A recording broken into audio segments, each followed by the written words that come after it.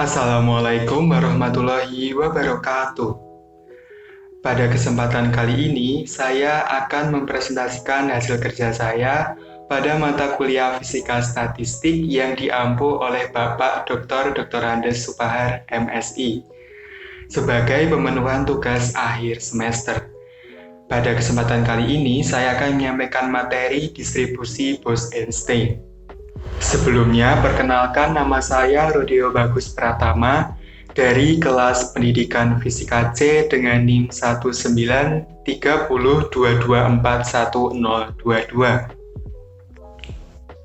Baik, materi pada presentasi kali ini ada 5 poin penting, yaitu yang pertama distribusi Bose-Einstein sebagai pengantarnya, yang kedua sifat boson, yang ketiga konfigurasi boson, yang keempat konfigurasi maksimum, dan yang terakhir adalah parameter alfa untuk foton dan fonon. Baik, langsung saja kita masuk pada materi yang pertama, yaitu distribusi Bose-Einstein. Dalam mekanika kuantum, untuk kumpulan partikel identik, fungsi gelombang keseluruhannya harus memenuhi syarat simetri, bahwa menukar dua partikel tidak boleh mengubah makna fisika dari fungsi tersebut. Untuk memenuhi syarat tadi, selain bahwa kita tidak lagi boleh menamai partikel dengan identitas A, B, C, dan sebagainya, juga ada dua alternatif. Alternatif pertama yaitu fungsi gelombang keseluruhannya sama sekali tidak berubah ketika kita menukar identitas dari dua partikel itu. Hal-hal inilah yang disebut juga dengan boson. Kemudian yang kedua yaitu ketika kita menukar identitas dua partikel di antara partikel-partikel yang ada di situ, tanda fungsi gelombangnya berubah, yaitu kebalikannya, yang awalnya plus ke minus atau yang minus ke plus. Hal inilah yang disebut dengan fermion. Lalu yang kita fokuskan pada materi kali ini hanyalah boson saja. Kemudian kita masuk ke sifat dasar boson. Sifat dasar boson sendiri ada 4 poin penting. Poin yang pertama yaitu partikel boson berlaku untuk partikel yang memiliki gelombang yang simetri. Contohnya yaitu foton, fonon, helium dengan atom 4, dan lainnya. Kemudian yang kedua yaitu partikel identik tidak dapat dibedakan. Contohnya yaitu foton yang terdiri dari elektron yang identik sehingga tidak akan ada perbedaan dari satu dan lainnya. Yang kedua yaitu memenuhi fisika statistik, artinya hukum-hukum kuantum berlaku pada statistika tersebut. Dan yang terakhir yaitu tidak berlaku asas Pauli, di mana tidak ada pembatasan jumlah partikel yang dapat menempati suatu status. Setelah kita mengetahui sifat dasar boson, selanjutnya kita akan pelajari konfigurasi boson. Konfigurasi boson ini dinamakan dengan statistika Bose-Einstein. Agar dapat menentukan fungsi distribusi Bose-Einstein, kita terlebih dahulu harus tahu konfigurasi probabilitas atau peluang yang paling besar. Konfigurasi ini memiliki probabilitas yang jauh lebih besar daripada konfigurasi lainnya, sehingga hampir seluruh waktu keadaan pada sistem boson membentuk konfigurasi ini. Sifat rata-rata assembly dapat dianggap sama dengan sifat pada konfigurasi maksimum tersebut. Nah, bisa kita lihat, terdapat tabel yang memuat 4 poin penting, yaitu kelompok, jumlah keadaan, energi rata-rata, dan jumlah partikel. Kelompok sendiri menentukan sistem kejadian tersebut, dan jumlah keadaan adalah keadaan yang terjadi pada sistem kelompok tersebut. Kemudian ada energi rata-rata dan jumlah partikel. Untuk lebih mudahnya, kita mengambil suatu contoh, yaitu pada kelompok 1. Ada suatu keadaan dan ada suatu sistem. Kita analogikan keadaan adalah kursi dan sistem adalah benda yang menempati kursi. Setelah kita mengetahui analogi kelompok penyusunan tadi, di sini ada 3 kelompok penyusunan. Masing-masing kelompok ini terdapat 5 kemungkinan susunan, sehingga nanti totalnya ada sekitar 15. Kursi-kursi ini bisa kosong atau terisi oleh beberapa benda. Oleh karena itu, tadi kita ketahui bahwasanya GI adalah jumlah total kursi dan NI adalah banyak partikel. Jumlah total kursi yang dapat dipertukarkan dirumuskan dengan GI kurangi 1. Jumlah total yang dipertukarkan dengan sifat boson dapat kita ketahui dengan rumus GI ditambah NI kurangi 1. Sehingga diperoleh cara penyusunannya yaitu GI ditambah NI kurangi 1 faktorial. Penyusunan benda dan kursi menjadi analogi penyusunan boson dalam tingkat energi. Dan perlu kita ketahui juga bahwasanya bagian bawah harus selalu kursi, walaupun tidak ada benda yang menempatinya. Oleh karena itu, sistem boson tidak dapat dibedakan. Maka pertukaran sistem dan energi tidak menghasilkan penyusunan yang berbeda. Artinya, di sini ada rumus jumlah penyusunan yang berbeda untuk NI dan GI adalah GI ditambah NI kurangi 1 faktorial dibagi GI faktorial NI faktorial. Di sini rumusnya berlaku untuk semua keadaan, yaitu ada kelompok 2 maka G2 ditambah N2 kurangi 1 faktorial dibagi G2 faktorial N2 faktorial, atau energi ke S yaitu GS ditambah NS kurangi 1 faktorial dibagi GS faktorial NS faktorial. Jumlah penyusunan secara implisit yang memperhitungkan jumlah pertukaran antar partikel dan kursi adalah GI ditambah NI kurangi 1 faktorial dengan jumlah pertukaran partikel yaitu NI faktorial dan jumlah pertukaran kursi yaitu GI faktorial. Kemudian kita masuk ke konfigurasi total. Konfigurasi total ini di mana jumlah total penyusunan yang berbeda secara bersamaan digabungkan, yaitu ada keadaan N1 dalam sistem G1, keadaan N2 dalam sistem G2, ada keadaan Nm dalam sistem Gm. Kemudian kita peroleh jumlah penyusunan sistem dalam assembly boson adalah W sama dengan sigma S sama dengan 1 hingga S sama dengan M, GS ditambah NS kurangi 1 faktorial dibagi GS faktorial NX faktorial. Kemudian kita masuk ke konfigurasi maksimum. Konfigurasi maksimum ini akan menghasilkan fungsi distribusi Bose-Einstein, yaitu fungsinya NS sama dengan GS A eksponensial ES per KT dikurangi 1.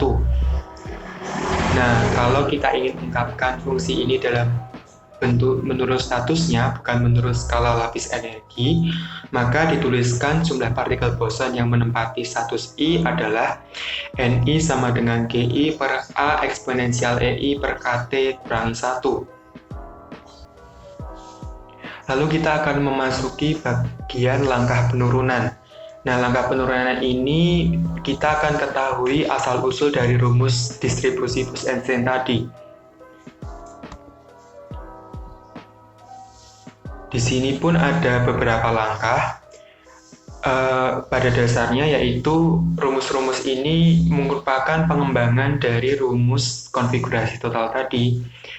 Nah, dari langkah 1 ini kita ketahui dari rumus W tadi, kemudian kita ubah dalam bentuk ln atau logaritma natural. Dan langkah kedua yaitu kita sederhanakan dengan pendekatan Stirling. Dapat dipahami pada slide ini. Nah, ada beberapa hal yang perlu diingat, yaitu ada rumus energi total dan jumlah sistem total. Seperti ini. Nah, langkah ketiga yaitu kita memaksimalkan ln W tadi dengan memperhatikan beberapa constraint dan juga beberapa rumus tadi. Dan langkah yang selanjutnya yaitu mendiferensialkan persamaannya. Bisa dilihat. Dan langkah yang terakhir yaitu menjabarkan hingga menemukan rumus jumlah partikel. Nah, sebenarnya penurunan rumus ini tidak terlalu ditekankan untuk diketahui, dan yang ditekankan adalah bagaimana rumus dari distribusi Bose-Einstein tadi. Dan rumusnya pun hampir sama. Seperti ini ya, bisa dilihat sendiri.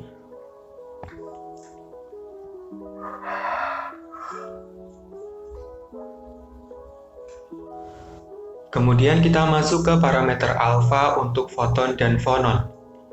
Ada kekhususan assembly untuk foton dan fonon yang berimplikasi pada nilai parameter alfa. Dalam suatu kotak misalnya ada foton bisa diserap atau diciptakan oleh atom-atom yang berada pada dinding kotak. Akibatnya jumlah foton dalam suatu assembly tidak harus tetap. Jumlahnya bisa bertambah apabila dinding-dinding memancarkan foton dan bisa berkurang apabila dinding-dinding menyerap foton. Nah, hal ini menyebabkan jumlah total sistem dalam assembly yang dianggap konstan sebenarnya tidak berlaku untuk foton dan fonon. Pada penurunan fungsi distribusi Bose-Einstein tadi, padahal kita mengasumsikan bahwa jumlah sistem dalam assembly selalu tetap, yang artinya delta N-nya sama dengan 0.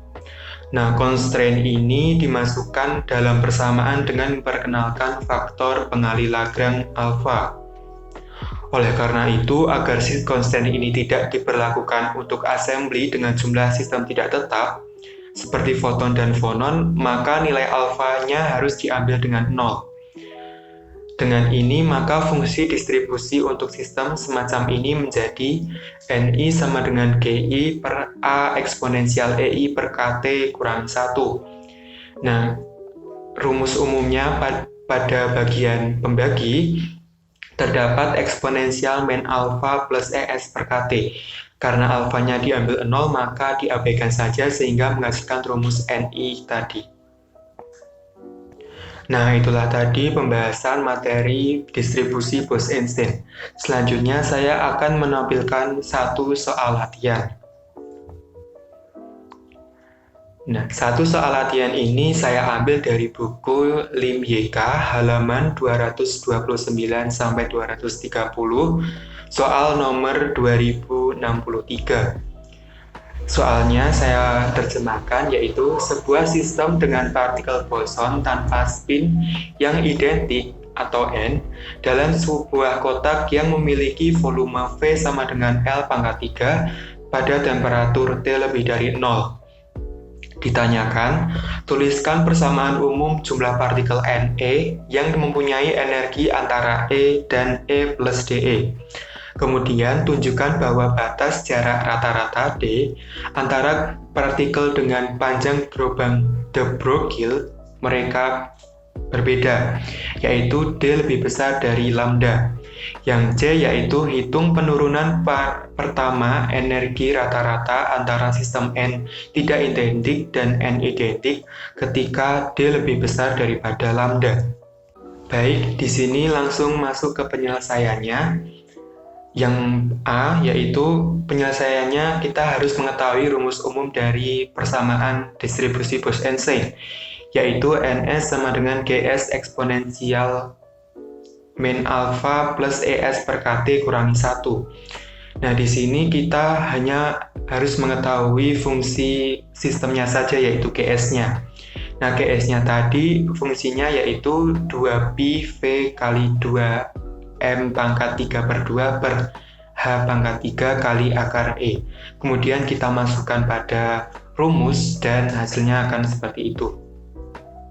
Kemudian yang kedua yaitu membandingkan apakah D lebih besar daripada lambda. Dari fungsi umum jumlah partikel tadi kita mengetahui rumus ini. Dan bisa dilihat penyelesaiannya pada slide.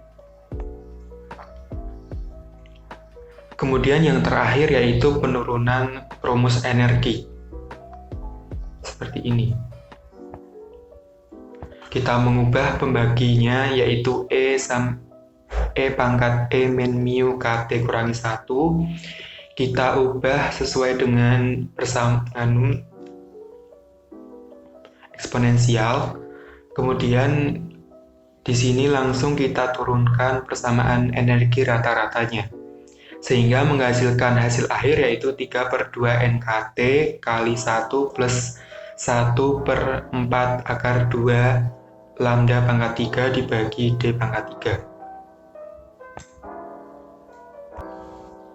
Baik, itulah tadi penyampaian materi presentasi saya mengenai distribusi Bose-Einstein. Apabila ada kesalahan dan salah kata selama saya menyampaikan materi, saya mohon maaf. Saya akhiri, wassalamualaikum warahmatullahi wabarakatuh.